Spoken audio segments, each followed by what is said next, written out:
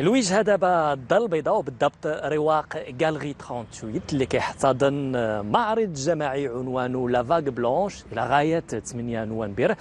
هي مجموعة من الأعمال من الرسم والفن الفوتوغرافي والفيديو والانستالاسيون من توقيع فنانين مغاربة من الجيل الجديد للفن المعاصر واللي نشأ في ال20 سنة الأخيرة.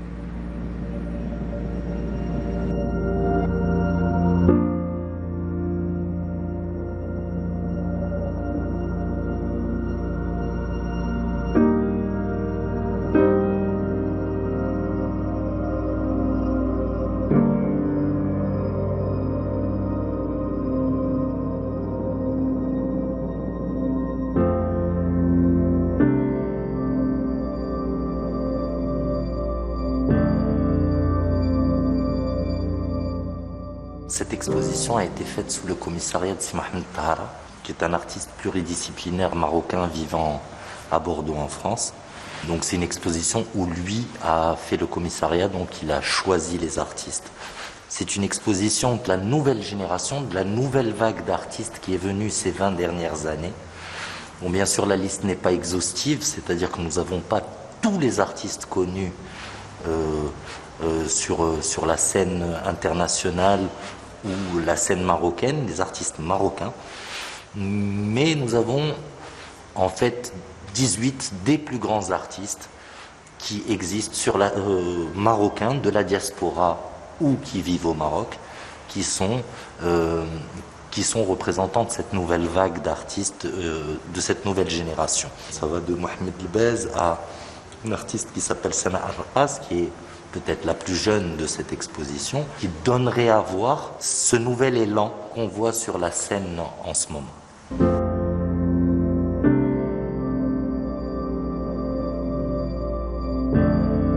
هذا العمل بديتو في 2017 سميت لا سيري بروميير دو لا كلاس. هذا العمل اللي نعرض اليوم هذا سميتو كولتيفي لي تابل. انا اصل فنانه واستاذه في الليسي في كازا et je vis la situation, on va dire, de l'intérieur. Du coup, c'est une œuvre que j'ai réalisée suite à un travail au lycée. Il y a quelques années, toutes les tables qui كانوا قدام d'il y a 20 ans, 30 ans, les élèves, il y a eu un budget apparemment, les tables, et ils ont investi dans le matériel. Et c'est pour ça que cette œuvre s'appelle Cultiver les tables, parce qu'on a investi dans un matériel que j'estime important. ولكن سينا شي حاجة immatériel, comme les manuels scolaires, comme des formations, le suivi. Et c'était un clin d'œil de la situation اللي عشت واللي شفت من الداخل.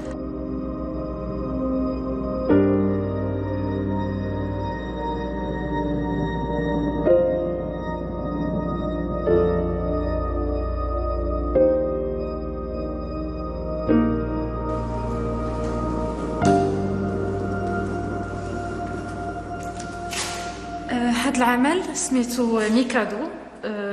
C'est l'accumulation de tables, de projets, l'accumulation de matériaux, l'accumulation d'idées et de traces que les élèves laissent sur les tables. Aussi une accumulation de projets de loi, de changements qui se sont faits pendant les dernières décennies, qui ont changé à chaque fois. Et les tables, تنشوفوا عليهم les traces des élèves, des phrases, des fois تنشوفوا des drapeaux ديال وداد الرجاء, تنشوفوا de la poésie, des mots d'amour, une frustration aussi, certains qui grattent, un ennui. Il y a de tout sur les tables, et c'était ma manière de présenter ça dans cette série.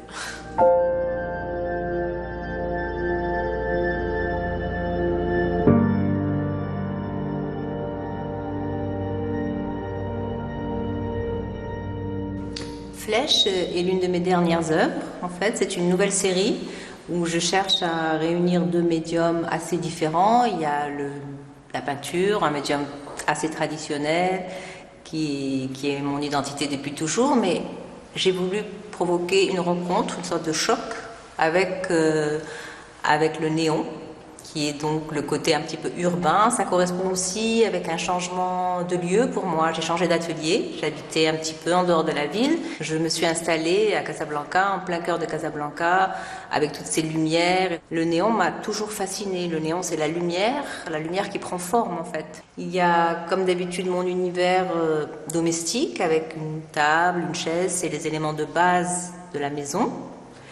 Et cette crinoline qui représente toute une notion sur l'enfermement, le manquement de liberté. Je pense qu'avec cette période de Covid où chacun est contraint à énormément d'efforts sur soi pour supporter l'éloignement et l'enfermement, ça parle un petit peu à tout le monde. Et la flèche, au contraire, est un élément de mouvement qui va vers une cible, bien sûr, donc il reste tendu vers un objectif, mais qui est un mouvement de liberté, de puissance, d'énergie.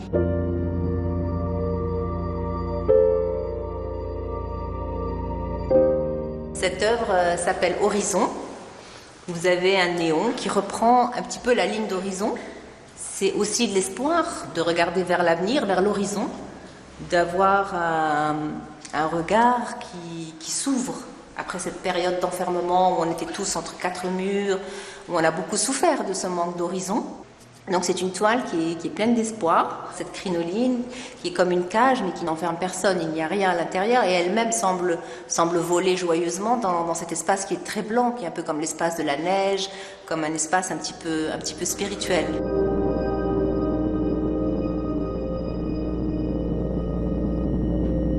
La vague blanche me semble essentielle et arrive à un moment, c'est attendu, parce qu'il était temps de faire une petite révision de la scène en général, parce qu'on voit des talents, on voit des artistes, mais on ne se rend pas assez compte au Maroc qu'il y a une vague de fond vraiment et une scène très solide, avec des personnalités qui vivent à la fois ici ou à l'étranger.